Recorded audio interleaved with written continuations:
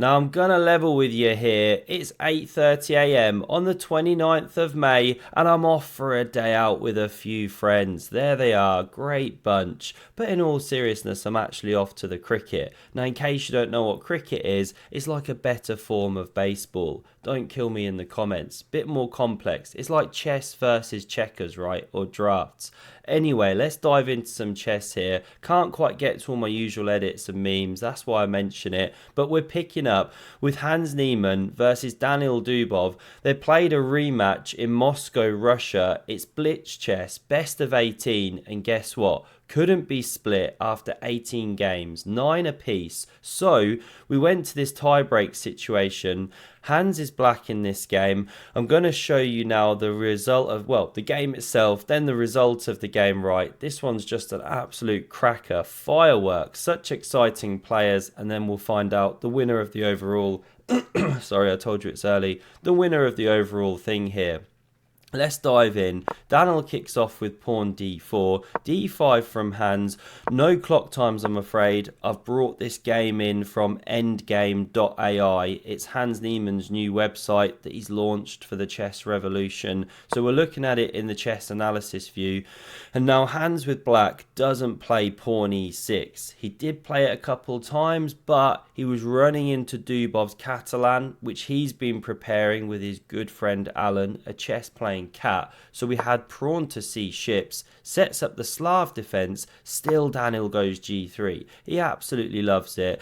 Bishop f5 played, knight c3 and e6 sets up the party hat pawn formation. Love this structure. Played it myself for a decade plus, inspired by the legendary Vishy Anand sir. He's a great player in these lines. Check out his Kramnik games against Kramnik in the World Chess Championship 2008, maybe 2010 as well. And he played an immortal game against Levon Aroni in 2013. Nerves of Steel, it's called. What a line this is, although he had the bishop back here in those games. Now it's going here to pick up it. That's a terrible sentence. Now Dubov goes there to pick it up, and we see bishop e4 not immediately retreating because you induce this weakening move here. Now it drops back, and black saying, look at your king position, a little bit compromised. e3 from Dubov, bishop e7, and it x-rays the knight, but it's going to take on g6. All is well in the world. Bishop d2 played, knight b to d7, and now we see takes on d5. Common idea once the knight's committed to d7. You know, you can't play this and bring a knight to c6. So we see knight captures here, ceding the center of the board, but going for the piece play. Now takes on g6, always recapture towards the center, except when it's not a good move. And now e4 takes the entire center. Hans takes here, pawn recaptures, and Daniil's got the bishop pair. He's got a lovely flowing pawn structure, central control of that b file soon, so he stands a little better. But queen c7 from Hans, this is how he wants to fight back. On the dark squares against the slightly compromised king. That one decides to do a diagonal bomb cloud now. We love it. And it gets super aggressive with the old oh. Everyone's having a great time. Imagine Andrea spinning the beats. Maybe I'll have time to edit it in. I don't know. Rook b1 goes for the attack here. And now Hans breaks in the center. Great move. Pawn e5. Trying to rip open the dark squares. You never take here in a million years. Positional suicide given this square. That's why d5 isn't good as well. So instead we see bishop e3. Best move. Just holding the center. So often when you control it, it's a good idea to just maintain. No chink in the armor. Think the Spartans at the Thermopylae Pass, right? That's what we're aiming for. So f5 from Hans. Great attacking move. And Dubov goes a bit wrong here. Should play king g2. Because then upon f4 you can play bishop f2 and you just maintain everything. Takes, we're not worried. You actually recapture with the h-pawn, maintain the pawn structure. King captures here, you just step back, and the queen can't come to the h-file fast enough to checkmate the king. So bishop d3 was played, but not the move, because now f4 should be played. You know, drive the bishop back. This didn't happen, but that was the way. Instead, bishop d6 from Hans Niemann, and if you take the pawn, not played at this point, then it sets a sneaky trap. you can actually take here in the center. Again, it comes back to the dark squares. You've got to recapture, right? Bishop's attacked, but then look at this for a move. Out of nowhere, Thunderbolt. Can you find a tactical shot here? So the move to play is rook takes on h2 check, because after recaptures you crash through. This is a beautiful line, and you're picking up the rook, of course. Big attack on the way. So coming back here, where are we? King g2, sorry, that's what happens if takes on f5, but we didn't see it played. Sorry, no, I've completely gone wrong. King g2 was played. If takes on f5, that was the refutation of trying to win the pawn. So king g2 instead immediately here. Covers the key points. f4 is still best, but Hans rotates this knight here, and now you can actually pick up that pawn with an okay position. You haven't got the same issues on the dark squares. But queen a4 was played, understandably attacking. Hans now takes in the center, saying fine, take on a7. You're not actually checkmating me. I can run or block. So we do see pawn takes, and you've now gained access to g4. Very understandable. b6 now laterally defends the pawn, blunts the rook. So check is played. The queen blocks, offers the change of the ladies. Not played. Again, understandably, the white queen looks more active. Now threatens up a monster skewer there. So king b8, always play it. And now this move looked a bit weird to me at first. It's queen c2. Why head back? Why leave the danger zone around the enemy king? Well, it makes way for the rook pawn, right? Rook h8 from Hans, switching the angle of attack, going for this hanging pawn that's got no support at its base. So rook he1, X-ray defends, and now bishop c7. Not necessarily the best of moves, but they're playing very low on time here. It's blitz chess, does open the eyes of the rook, defend the king a bit. Queenie's a tad in jail, not ideal, and a4 of course. What else?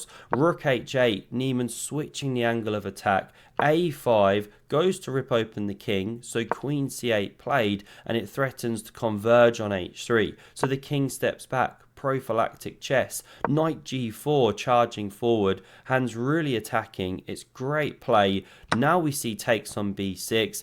How to take back here? Well, actually, going with the pawn isn't the best, because white can generate a very quick a-file attack.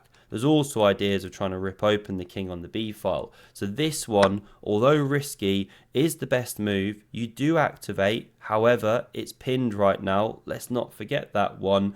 And h4 now tries to shut down the white attack. You know, there was a, black attack. There was a threat to crash through there and go after the white queen. So queen c7 now from Hans, and it's a very sneaky move. You know, he could have taken immediately there, but he sets up a threat to take, then crash through to the king. Dubov spots it. They're the world's most elite. And I'm not even joking, so easy to miss that stuff, low on time. Knight takes with check, finally picking up the bishop pair, and really seeing this dark squared strategy come to life here, because now you've removed the all-important dark squared bishop. You could take here straight away and win a pawn. It is a good way to play. But Hans goes for this one. Everything he does is so direct and so attacking. I think this is what makes him such a dangerous blitz player these days. And what's the best response? Well, an immediate pawn c4. Go for the counterplay straight away against the bishop, but Dubov spends a tempo here with rook f3. It's an absolutely critical tempo. Black was still better, but now black is a lot better. Ripping open the king. Sorry, never turned on the evaluation bar. There you go. So black's a bit better.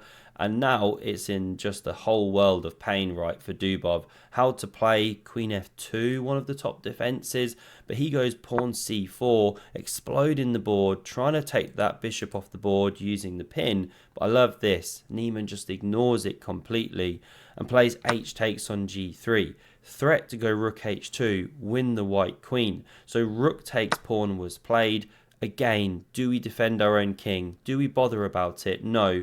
Look at this for a switcheroo. Very thematic. It's queen e7. You're entering the danger zone by force, and black is just straight winning this game. Dubov does go for this one. King g1, apparently the best defense, trying to open up the queen laterally. Maybe you bring the bishop back. Maybe you bring the rook to the f-file here. But it's a very difficult position. Excuse me, sorry, can't find my voice. But in the game, we see pawn c5 played here, and you see the drop there of Ival Barovic. The butt flap's completely open now, and what to play? Well, it's the brilliant Queen h4, continuing the attacking ideas. We do see Rook f3 played here. If takes the bishop, then the checkmating ideas just start with Queen h2, and this one hits the party. Won't start showing all the lines here. I mean, the rook's dropping at the very least. The king can always hide out or maybe take the pawn if you ever let it actually take with check. But let's not go down that route, because Rook f3 was played and it allows Hans to continue attacking. Now, he doesn't actually check straight away. This is instructive. The king actually runs away here. You know, queen's covered, and everything like this can carry on. You bring the rook in, but you can block now. You're not actually losing material, and you just run out of fire to throw, fuel to throw on the fire. The bishop covers f1. Bit tired there, apologies. Late night on the Norway chess. So that actually isn't the way to go with this immediate check. Instead, Hans brings another piece into the attack. And if you take that one, thinking lovely jubbly, now I'm safe, let's challenge the file, well, you check. Yes, you run this way, but suddenly the rook switches the angle of attack, and that's checkmate. So let's run it back here. Taking is no good. Instead, we see this one of takes on b6, going for the counterplay, but it's mate in 5, as you can see. Fastest way to do it was actually with, is it this one here? Queen h1 check is now mate in 4. Quickest way to kill the king. Then you bring in this rook once it hits the second rank, and everything collapses. But not played. This one instead, the king gets its running shoes on. Niemann starts hunting. Don't go to the back rank. Of course, another one joins the party. So king c3, but after queen takes on d4, check. Daniil resigned the game, because if the king runs to b3, you pick up a piece with check. Black's now an entire rook ahead, and you just kill the king very soon. Here's a sample line. You double up, preparing to kill. If takes, you can even just capture. No checks from the queen. They're covered, all covered. This is a kamikaze, but no good. So what to do? You can try a bit of defense, but ultimately you lose one way or another. Here's a sample line, a checkmate. This was the final position. Hans won this game. They then drew the next in the most dramatic circumstances. I'll have to try and bring it at some point. So Hans wins the match on tie breaks. Gets some lovely watches. Hope you enjoyed this video. Thanks very much for watching, and I hope to see you soon. Cheers.